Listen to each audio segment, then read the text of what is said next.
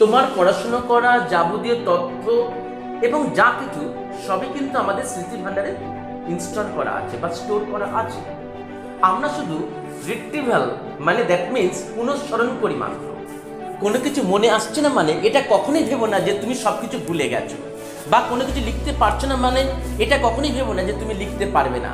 Memory storage system that means স্মৃতি ভান্ডারে সব কিছু ইনস্টল করা আছে। তোমার পড়াশোনার সমস্ত কিছু তথ্যই ওখানে ইনস্টল রয়েছে, জাস্ট পুনরুদ্ধার দ্যাট মিনস রিট্রিভালে কিছু সমস্যা রয়েছে। প্রিয় ছাত্রছাত্রীরা, আশা করছি তোমরা ভালোই আছো, আর পরীক্ষার সময় তোমরা যাতে আরো ভালো থাকো তার জন্য এক রাস ভালোবাসা নিয়ে হাজির আমি তোমাদেরই সামনে। পরীক্ষা নিয়ে একটা ভয় বা ভীতি, একটা সামান্য ভয় ভীতি, এটা প্রত্যেকটা মানুষের মধ্যে থাকে এবং থাকতেই পারে, এটা থাকাটা স্বাভাবিক। কিন্তু আমাকে জানতে হবে এই ভয় ভীতিটা কেন। আসলে পরীক্ষার আগে বা পরীক্ষার সময় যে স্ট্রেস হয়, এই স্ট্রেসের জন্য কিছু রেসপন্সিবল থাকে কিছু স্ট্রেস হরমোন, যেমন অ্যাড্রেনালিন এবং কর্টিসল নামক কিছু স্ট্রেস হরমোন। এই হরমোনগুলো মস্তিষ্কে দ্যাট মিনস ব্রেনে ফাইট অর ফ্লাইটের রেসপন্সের সংকেত দেয়, আর তার ফলে ভয় ভয় শুরু হয়। সবচেয়ে বড় সমস্যা হলো কি জানো? সবচেয়ে বড় সমস্যাটা হলো পরীক্ষা হলে বা পরীক্ষার সময় বা পরীক্ষার আগে সবকিছু ভুলে যাওয়া। আসলে এই ভুলে যাওয়াটা কোনো সমস্যাই নয়। বিশিষ্ট মনোবিজ্ঞানী অ্যাটকিনসন এবং রিচার্ড সেফরিনের মতে মেমোরি স্টোরেজ সিস্টেমের মধ্যে লং টার্ম মেমোরি অন্যতম।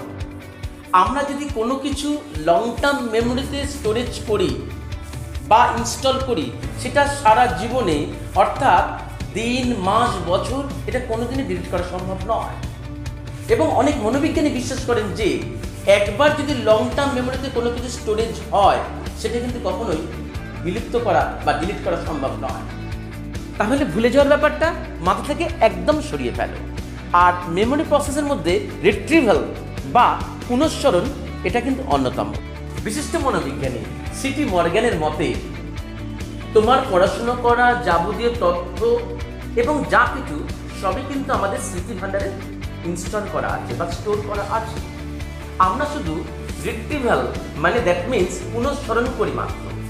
কোনো কিছু মনে আসছে না মানে এটা কখনোই ভেবো না যে তুমি সব কিছু ভুলে গেছো, বা কোনো কিছু লিখতে পারছো না মানে এটা কখনোই ভেবো না যে তুমি লিখতে পারবে না। Memory storage system that means স্মৃতি ভান্ডারে সব কিছু ইনস্টল করা আছে। তোমার পড়াশোনার সমস্ত কিছু তথ্যই ওখানে ইনস্টল রয়েছে, জাস্ট পুনরুদ্ধার দ্যাট মিনস রিট্রিভালে কিছু সমস্যা রয়েছে।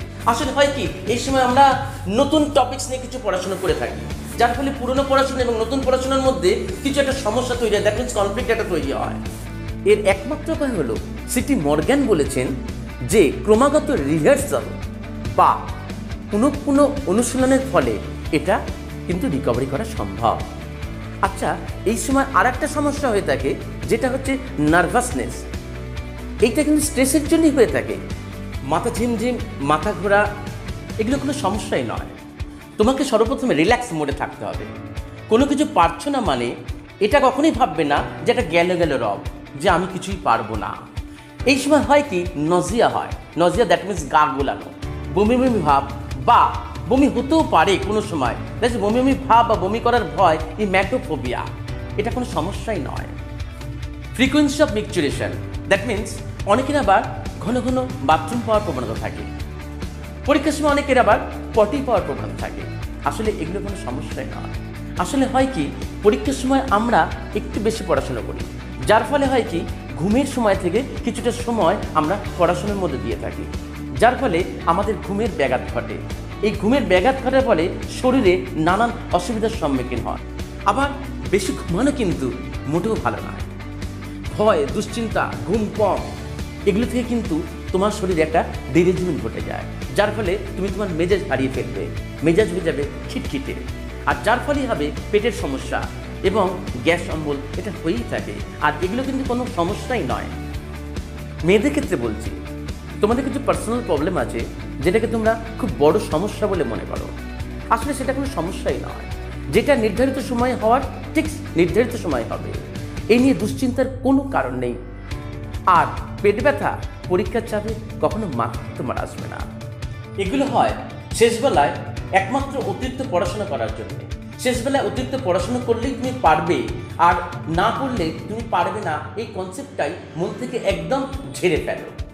আসলে হয় কি এই সময় আমরা খাওয়া দাওয়া নাওয়া ছেড়ে অতিরিক্ত পড়াশোনা করি, কিন্তু এটা জেনে রাখবে খাওয়া দাওয়াটা ভীষণ জরুরি।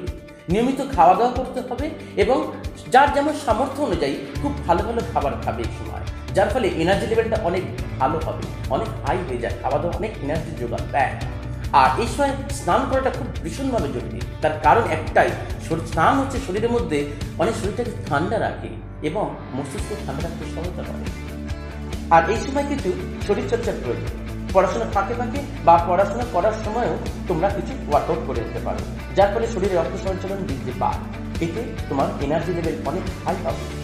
প্রসঙ্গে তোমার বলে রাখি, কেউ যদি মেডিটেশন করতে পারো তাহলে তো অনেক ভালো।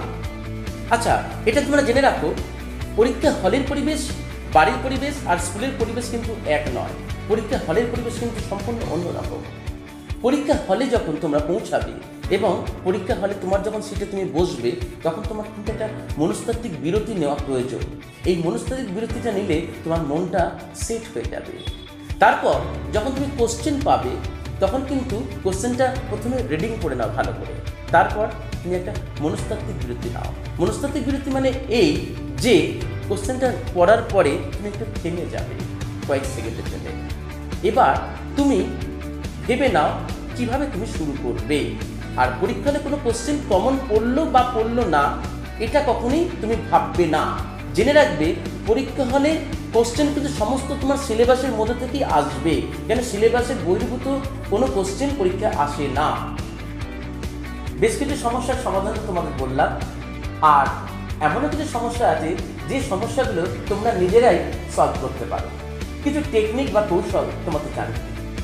একটা সাদা কাগজ নাও, তার মধ্যে তোমরা লিখে ফেলো তোমার দুশ্চিন্তার কারণগুলো কী কী, তোমার স্ট্রেসের কারণগুলো কী কী, বা তুমি কিসে ভয় পাচ্ছ সেই ভয়ের কারণগুলো পরপর লিখে ফেলো। তারপর এটা তুমি পড়ে দেখবে যে সমস্ত ব্যাপারগুলো নিয়ে তুমি ভয় পাচ্ছ বা যেটা তোমার দুশ্চিন্তার কারণ বা যার ফলে তোমার স্ট্রেস তৈরি হচ্ছে, সেটা আদৌ কোনো কারণ নয়। তার ফলে দেখবে এইভাবেই তোমার নিজের প্রবলেম কিছুটা হলেও তুমি নিজেই সলভ করতে পারবে। আরও কিছু টেকনিক বা কৌশল আছে। টার্ন থ্রেট ইন্টু চ্যালেঞ্জ, সব কিছু চ্যালেঞ্জের সঙ্গে অ্যাকসেপ্ট করো। আরও কিছু টেকনিক আছে, যেটা হচ্ছে তোমার যে থ্রেটনিং সিচুয়েশন থেকে তুমি কী করে লেস থ্রেটনিং সিচুয়েশনে চলে আসতে পারো, সেটাই তুমি ভাববে। এইভাবে তুমি নিজেকে চেঞ্জ করতে পারবে। আর একটা ব্যাপার হলো, জেনে রাখবে তোমার স্কিল অনুযায়ী কিন্তু তোমার পড়াশোনার প্রিপারেশন রেডি হবে। প্রকাশবাবুর নোট ভালো না, সুদীপ্ত স্যারের নোট ভালো, এটা কিন্তু নির্ভর করছে সম্পূর্ণ তোমার উপরে। তুমি দেখবে কোন নোটসটা তুমি পড়ে স্বাচ্ছন্দ্য বোধ করছো বা কোন নোটসটা লিখলে তুমি সাবলীলভাবে লিখতে পারবে, আর সেখানে কিছু তোমার অ্যাডিশন তো থাকবেই, তোমার দক্ষতা থাকবেই। এবার আসি technique of improving memory in learning. আসলে একটা টেকনিক তোমাদের বলে দিচ্ছি, স্কিমা। এই কথাটার সঙ্গে হয়তো তোমরা নতুন পরিচিতি হলে। Schema that is mental framework. প্রথমে তোমাকে একটা পরিকল্পনা নিতে হবে কীভাবে তুমি শুরু করবে। ধরো তুমি স্কুলে পরীক্ষা দিতে যাবে, তুমি কিভাবে যাবে, দ্যাট ইজ এটা একটা মেন্টাল ফ্রেমওয়ার্ক। রিহার্সাল হলো এমন একটা টেকনিক, রেডি সাবজেক্টগুলো তুমি যদি বারবার রিহার্সাল দাও, তাহলে দেখবে তোমার কাছে অনেক ইজি হয়ে গেছে। এতে তোমার সেলফ কনফিডেন্স লেভেলটা অনেক হাই হবে। নিজের স্কিলটা যাচাই করতে শেখো। আর নিজের স্কিল যাচাই করার জন্যে তোমাকে লেখার অভ্যাসটা গড়ে তুলতে হবে। তার কারণ বহুদিন লেখার অভ্যাস থেকে হয়তো তুমি সরে এসেছো, যার ফলে লেখার অভ্যাসটা তোমাকে সেলফ কনফিডেন্স লেভেলটা অনেক হাই করে দেবে। সাল, তারিখ, পয়েন্ট আর বিভিন্ন তথ্যগুলো তুমি একটা চার্ট আকারে বানাও, তারপর সেটা দেয়ালে ফেটে দাও। মাঝে মাঝে সেটা চোখে পড়বে আর সেটা তোমার স্মরণে থাকবে। আরও একটা তথ্য দিই, একটা অর্গানাইজেশনের মধ্যে থাকতে হয় আমাদের। যেমন আমাদের একটা ফ্যামিলি অর্গানাইজেশন, বাবা মা ভাই বোন এবং সমাজে যারা গুরুজন ব্যক্তিরা রয়েছে তাদের সঙ্গে এই পড়াশোনা করে তুমি শেয়ার করতে পারো, এটা তুমি অনেকটা রিল্যাক্স বোধ করবে। তাছাড়া কিছু সোশ্যাল অর্গানাইজেশন রয়েছে, সেখানেও তুমি তোমার পড়াশোনাটা শেয়ার করতে পারো, যার ফলে তোমার কনফিডেন্স লেভেল অনেক হাই হবে, তুমি অনেক স্বাচ্ছন্দ্য থাকবে। আরও একটা টেকনিক হলো ফিডব্যাক। আর এই ফিডব্যাকের মাধ্যমে তোমরা তোমার দুর্বলতা আর সফলতাই বলো তা তোমরা যাচাই করে নিতে পারো। যেমন আমরা ডাক্তারবাবুরা একটা মেডিসিন দেওয়ার পরে পেশেন্টটাকে একটা ফলো আপ করি, ঠিক ফিডব্যাকটা অনেকটা সেই রকম। Practice makes perfect, that means over learning.